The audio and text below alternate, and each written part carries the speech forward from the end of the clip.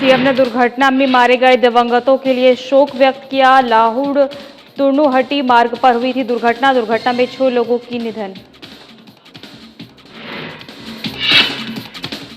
पंचायती राज चुनाव को लेकर राजनीति तेज। कांग्रेस उम्मीदवार ने भरा नामांकन। समर्थकों के साथ नामांकन करने पहुंचे भूपेंद्र कंवर।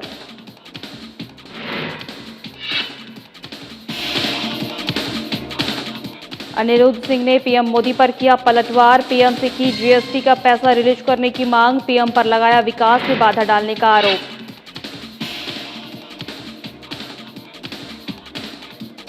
दसवीं का परीक्षा परिणाम हुआ जारी। 83.87% रहा 10वीं का परिणाम। कांगड़ा की छात्रा ने किया टॉप।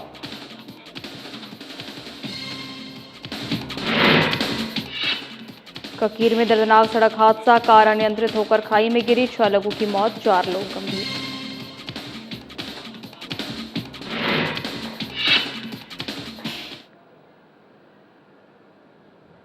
नमस्कार, मैं हूं आपके साथ सोनम। ब्रेकिंग की शुरुआत करते हैं। मुख्यमंत्री सुखविंदर सिंह सुक्खू ने चंबा जिला के लाहडू और तुर्नुहट्टी मार्ग पर ककीरा के पास हुई दुर्घटना में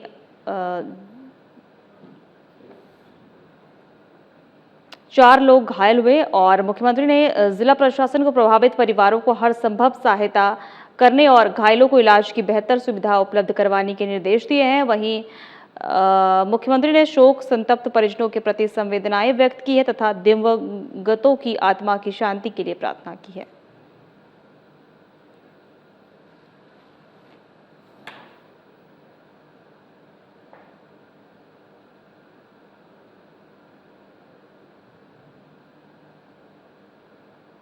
हिमाचल प्रदेश में पंचायती राज चुनाव को लेकर सरगर्मियां तेज हो गई है। वहीं आपको बता दें, नामांकन के आखिरी दिन काफी संख्या में नामांकन भरने के लिए उम्मीदवार पहुंचे। वहीं कम्युनिस्ट विधानसभा क्षेत्र के चमियाना जिला परिषद सीट पर कांग्रेस समर्थित उम्मीदवार भूपेंद्र कंवर दलबल के साथ नामांकन करने पहुंचे। तो वहीं इस दौरान पंचायती राज मंत्री अनिरुद्ध सिंह भी मौजूद रहे। पंचायती राज मंत्री अनिरुद्ध सिंह ने इस दौरान जीत का दावा किया और बीजेपी पर जमकर निशाना साधा। बीजेपी ने पूरे प्रदेश में जिला परिषद के अपने उम्मीदवार घोषित किए। कांग्रेस केवल जो स्थानीय विधायक अपने स्तर पर ही उम्मीदवार को उतार रही है। उन्होंने कहा कि बीजेपी का काम गप्पे मारना है और लोगों को गुमराह करना है, जबकि कांग्रेस का काम विकास कार्य करना है और बीजेपी केवल पीएम मोदी के नाम पर ही वोट मांगती है। जिला परिषद चुनाव में कांग्रेस इस बार अच्छा प्रदर्शन करेगी और अधिकतर जगहों पर कांग्रेस के ही जिला परिषद अध्यक्ष बनेंगे।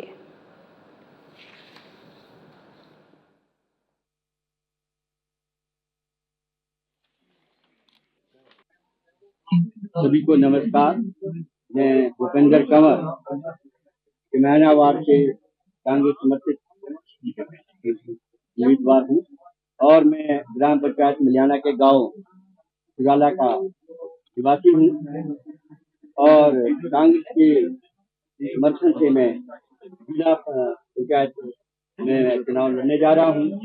और जहाँ तक समर्थन की बात है, राणा अनिरुद्ध सिंह जी के आशीर्वाद से मुझे जिला परिषद वार्ड चमियाना में भरपूर समर्थन लोगों का मिल रहा है और मैं उम्मीद करता हूँ कि अगर चमियाना वार्ड की जनता मुझे अपना भरपूर समर्थन, प्यार और स्नेह आशीर्वाद देती है तो मैं उनकी उम्मीदों पर खरा उतरने की पूर्ण कोशिश करूंगा। देखिए, पंचायती राज चुनाव चल रहे हैं और मैं 3 टायर सिस्टम सभी को पता है, जिसमें मेंबर से लेकर जिला परिषद तक चुने जाते हैं।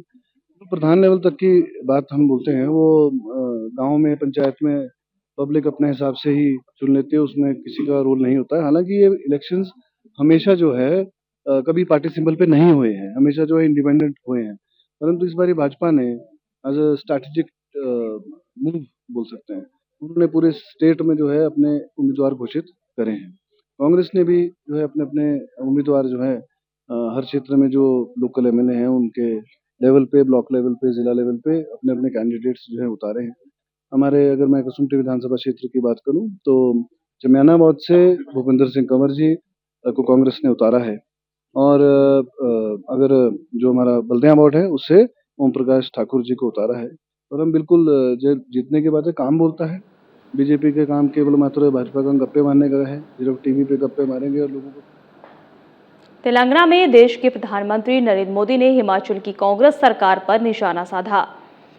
तो वहीं आपको बता दें कि निशाना साधते हुए हिमाचल की कांग्रेस सरकार कर्मचारियों को वेतन तक नहीं दे रही है। वहीं उनके बयान पर सुक्खू सरकार में पंचायती राज मंत्री अनिरूप सिंह पलटवार किया है और कहा है कि यदि पीएम मोदी को हिमाचल की इतनी ही पीड़ा है तो जो जीएसटी का पैसा है उसे क्या नहीं रिलीज कर रहे हैं क्यों, और पीएम मोदी खुद काम रोकते हैं और उसके बाद उसकी आलोचना भी खुद करते हैं।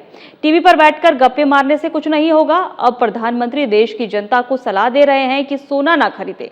प्रधानमंत्री मोदी सुबह उठते ही यह सोचने लगते हैं कि गरीबों को कैसे और गरीब बनाया जाए और कैसे उनको लूटा जाए। अब प्रधानमंत्री ने लोगों से सोना ना खरीदने की अपील की है, जबकि लोगों को शादियां करनी है और लोग इन्वेस्टमेंट के तौर पर सोना लेते हैं। करेंसी को लेकर पीएम मोदी तो बात करते हैं, वहीं 55 रुपए से 95 रुपए पहुंच गई है। वहीं डॉलर की कीमत आसमान छू रही है और पैसे गिर रहा है।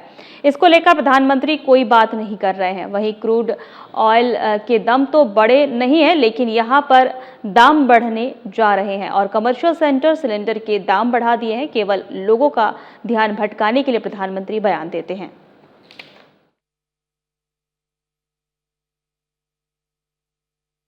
अगर वो मोदी साहब ये बोल रहे हैं, अगर उनको ज्यादा पीड़ा है तो जो उन्होंने जीएसटी के पैसे जो इतने रोके हुए हैं वो रिलीज करें, अगर उनको ज्यादा पीड़ा है। अब टीवी पे गप्पे मारने से, आलोचना करने से तो नहीं होगी। काम भी खुद रोकते हैं, आलोचना भी खुद करते हैं, तो ये मैं आपको बता रहा हूँ इनका काम ही है। जो केएनएच की बात है और डेंटल कॉलेज में शिफ्ट करना और डेंटल कॉलेज को वहाँ शिफ्ट करना है, ये सरकार के लेवल पे कुछ डॉक्टर्स के साथ मीटिंग करके फैसला लिया गया है और विरोध लोग नहीं कर रहे हैं, डॉक्टर्स ही विरोध कर रहे हैं और कोई नहीं कर रहा है। जिनको जो है घर से उठ के केवल मात्र वहां तक जाना पड़ता है, तो ये सरकार लेवल पे बात हो रही है। माननीय मुख्यमंत्री इस पे गंभीर है और एसोसिएशन से, डॉक्टर्स की एसोसिएशन, नर्सेज एसोसिएशन, उनसे पुनः मीटिंग करके दोबारा विचार विमर्श जो है वो कर सकते हैं, कोई ऐसी बात नहीं। देखिए, मैंने भी सुना, मैंने भी ये उनकी स्टेटमेंट सुनी कि लोगों से अपील कर रहे हैं कि सोना ना खरीदें। लोगों को गरीब से और गरीब कैसे बनाए, ये मेरे को लगता है सुबह मोदी साहब उठते हैं और सोचते हैं कि कैसे किसको और गरीब बनाना है। ठीक है, तो अब अपील करिए कि सोना ना खरीदें। लोगों ने अपने बच्चों की शादी करानी है, ये इन्वेस्टमेंट के तौर पे लोग लेते हैं सोना। अब करेंसी की तो बात कर नहीं रहे हैं। अगर 72 रुपए से 95 रुपए पहुंच गई है, 55 रुपए से 55 रुपए से 95 रुपए पहुंच गई है, उसकी बात तो नहीं कर रहे वो क्यों पहुंच रही है। लेकिन ये बोल रहे सोना मत लो आप। अगर तो मैं डॉलर इतना पहुंच गया, क्रूड ऑयल जो है उसके ज्यादा रेट तो नहीं बढ़े हैं, अपना तेल के रेट बढ़ाई जा रहे हैं, उसकी बात क्यों नहीं करते वो। तो मतलब क्या है, ये ध्यान भटकाने वाली बात है। हिमाचल प्रदेश स्कूल शिक्षा बोर्ड धर्मशाला की ओर से रविवार को 10वीं की परीक्षा का परिणाम जारी किया गया। 93,176 छात्रों ने परीक्षा में भाग लिया था, जिसमें 78,150 छात्र पास हुए और 83.87 पास प्रतिशत रही। वहीं इसी के साथ 8,433 छात्रों को कंपार्टमेंट घोषित की गई। हालांकि इस बार जून में 10वीं की कंपार्टमेंट वाले छात्रों को दोबारा परीक्षा देने का मौका मिल पाएगा। इनमें बच्चों को अपने अंक सुधारने का मौका मिलेगा। हिमाचल प्रदेश की प्रोविजनल मेरिट सूची भी जारी की जाएगी, जिसमें जून में भी बदलाव होने के बाद फाइनल मेरिट सूची जारी की जाएगी। राज्य में छात्रा अनमोल ने प्रथम स्थान पाया है। वहीं दूसरे नंबर पर 3 छात्रों के अभिनव मेहता और पूर्णिमा और धीमान, तीसरे स्थान पर आश्विक शर्मा और अलीशा ठाकुर ने प्राप्त किया है। वहीं बोर्ड परीक्षाओं में सुधार के बड़े प्रयास किए गए हैं। इस बार केंद्रों पर लाइव मॉनिटरिंग परीक्षा की गई। अगली बार ऑडियो वीडियो कैमरे से परीक्षा केंद्रों में निगरानी रखी जाएगी। मूल्यांकन के लिए 41 केंद्र बनाए गए थे। सेवाएं 2900 शिक्षकों ने प्रदान की थी।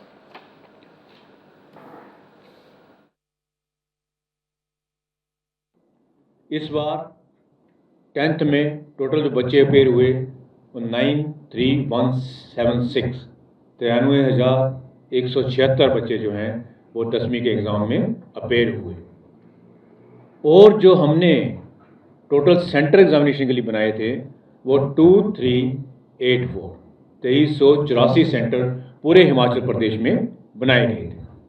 और आपको मालूम है कि हिमाचल प्रदेश की कुछ जियोग्राफिकल स्थितियां ऐसी हैं कि हमें कई कम बच्चों पे भी सेंटर बनाने पड़ते हैं।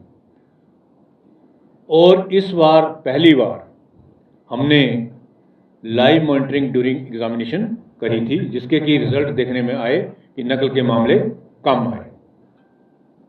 और मैं इस मंच से और साझा करना चाहता हूँ, इस बार हमने जो रिकॉर्डिंग करी थी वो विजुअल रिकॉर्डिंग थी। नेक्स्ट टाइम हम इस रिकॉर्डिंग को, एग्ज़ाम की रिकॉर्डिंग को ऑडियो विजुअल करने वाले हैं। कि कोई दरवाजे की आड़ में भी टीचर कोई नकल करा रहा है तो उसकी आवाज़ भी कैमरे के नज़र में आ। चंबा जिले के ककीर क्षेत्र में तड़के एक दर्दनाक सड़क हादसा हो गया, जिसमें जानकारी के अनुसार भारी वर्षा और तेज आंधी के चलते वाहन जो डलहौजी से मनाली की ओर जा रहा था, अचानक अनियंत्रित होकर सड़क से नीचे गहरी खाई में गिर गया। हादसा इतना भयावह था कि मौके पर चीख पुकार मच गई। घटना की सूचना मिलते ही पुलिस टीम तुरंत मौके पर पहुंची और स्थानीय लोगों को सहयोग से राहत और बचाव कार्य शुरू किया। पुलिस अधीक्षक चंबा भी स्वयं घटनास्थल पर मौजूद रहे और राहत कार्यों की निगरानी की। खराब मौसम और अंधेरे के बावजूद पुलिस व स्थानीय लोगों ने मिलकर घायलों को खाई से बाहर निकाला। बताया जा रहा है कि वाहन में कुल 10 लोग सवार थे। दुर्घटना में 6 लोगों की मौके पर ही मौत हो गई, जबकि 4 अन्य को गंभीर रूप से घायल हुए को पुलिस हादसे के कारण की जांच कर रही है। वहीं प्रारंभिक तौर पर खराब मौसम और तेज बारिश को दुर्घटना का मुख्य कारण माना जा रहा है।